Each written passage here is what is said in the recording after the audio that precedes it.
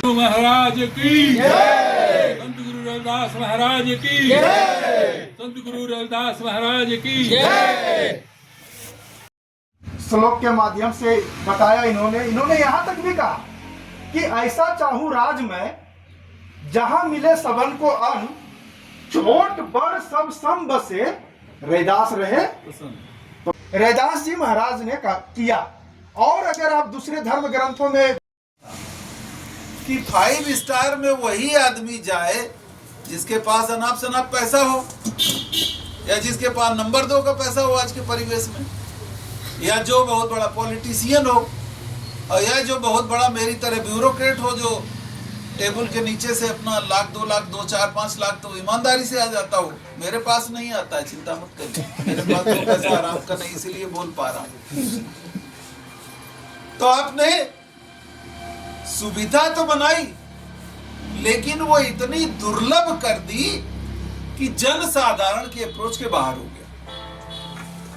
गुरु साहब ने उस समय ये सोचा कि भाई, और विनम्र हृदय था गुरु साहब का, तो गुरु साहब ने ये सोचा कि भाई ये जो निरीह लोग पड़े हैं, जिनके पास भोजन नहीं है, जिनका कोई सामाजिक लेना देना नहीं है, जो अलग थलग पड़े हैं, 4 हाथ पैर तो इनमें बाकियों की तरह हैं, लेकिन ये मानवीय अधिकारों से वंचित हैं। क्यों वंचित हैं? क्योंकि इनके पास इकोनॉमी नहीं है। अरे भाई, जब साधन ही नहीं है, पैसा ही नहीं है, तो फिर कहां से वो तरक्की करेंगे? वो क्या तरक्की करेंगे? क्योंकि ज्ञान ही नहीं है, और ज्ञान के दरवाजे बंद हैं। तो गुरु साहब ने 3 तरह से उसके मेरे हिसाब से सुधार किए। अगर बहुत ज्यादा हम साइंटिफिक की बात करें, आप लोग बाकी पढ़ते लिखते रहते हो, किताबों में लिखा है, तो गुरु साहब ने पूजा की नई पद्धति निकाली कि पूजा करने के लिए मूर्ति की आवश्यकता नहीं। क्यों? क्योंकि ईश्वर तुम में भी है, हम में भी है, इनमें भी है, सब में है। ईश्वर सब में है, और मूर्ति की आवश्यकता क्यों नहीं है? कि निर्गुण है। बाद में लोगों ने नकल की नहीं कि हरि व्यापक, रामायण में भी लिखा ना कि हरि व्यापक सर्वत्र समाना, वो सही लिखा है।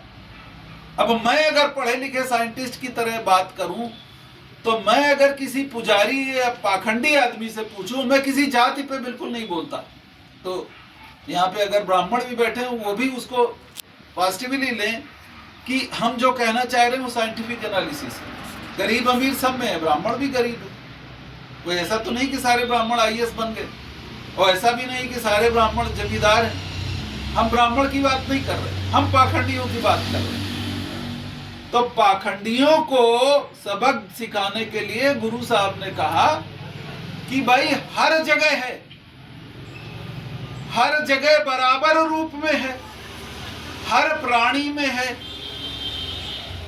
कहीं संत जी ने एक ही तो बात कहा कि भाई समानता सीखो, ईश्वर कहीं नहीं है, ईश्वर सब में है। खड़क हम चारों तरफ भगवान है। मंदिर में जाने से थोड़े मुक्ति मिल जाएगा। अगर जाओ बच्चा पैदा करके मंदिर में बैठा दो, आप बोलोगे कलेक्टर बन जाओ, डॉक्टर बन जाओ, इंजीनियर बन जाओ, तो मैं गुलामी लिख दूंगा एक बन जाए तो रात दिन मंदिर में बैठा है, उसका बच्चा लंदन में पढ़ता है, और तुम लेकर पैसा थोड़ी वहां जाके बैठे। इसी को तो विरोध किया था संत रैदास जी ने, या कबीर ने, या बाबा साहब ने भी ये बात को कहा है, बुद्ध ने कहा है। तो इतने बड़े बुद्ध जो पूरे विश्व को ज्ञान दिया, उसको आप नहीं मान रहे हो, और नकली मूर्ति बना के बैठ के और रात दिन प्रार्थना में लगे हो, तो उससे बचना होगा ये समाज को। खास करके बैकवर्ड SC ST OBC के लोगों को अपने अधिकार को समझो, अपने व्यक्तित्व को समझो, और जब तक पढ़ोगे नहीं तो लड़ोगे नहीं। यही बात तो कहा समझी ने, शिक्षा को महत्वपूर्ण स्थान दिया है। तो संत जी को हम जाति में नहीं बांधे, एक महाज्ञानी, महापंडित, महावैज्ञानिक ढंग से, मैंने उस समय इतना विपरीत दिशा में सोच के वाणी से उल्लेख करके आपको समझाने की कोशिश किया।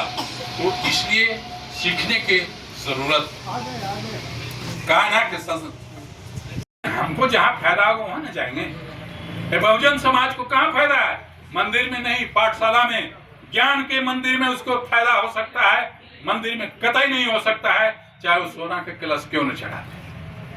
और जिस दिन ज्ञान के मंदिर में सबल हो जाओगे तो IAS IPS GM CM PM सब तुम्हारा होगा और तुम्हारे पास वो मांगने वाला समाज खड़ा हो जाएगा, तुम देने वाले शासक बन जाओ। यही बात तो कहा है साहब। कालसी राम जी ने विजय में बैठे हुए हैं, कितनी बार हम लोग छत पर बैठ के 2-2 घंटा 4-4 घंटा साहब की बात सुनते रहते, लेकिन कोई असर नहीं पड़ता। अभी आप बोलोगे कि समय नहीं है, महिलाओं के नहीं लाओगे, बच्चों के नहीं। अरे भाई सत्संग क्या है, ज्ञान की तो बात हो रही है। कि हम किसी को बुराई थोड़ी कर रहे हैं, हम थोड़े बोल रहे हैं कि वो ठीक नहीं है।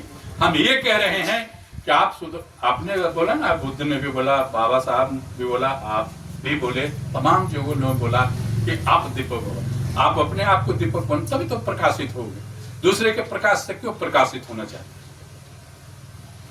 50 गो मंत्र पढ़ लो, 25 गो अंगूठी पहन लो, 50 तरह के यंत्र पहन लो, कोई यंत्र काम नहीं करेगा जब तक आपके पास ज्ञान के दरवाजे नहीं खुलेंगे। इसलिए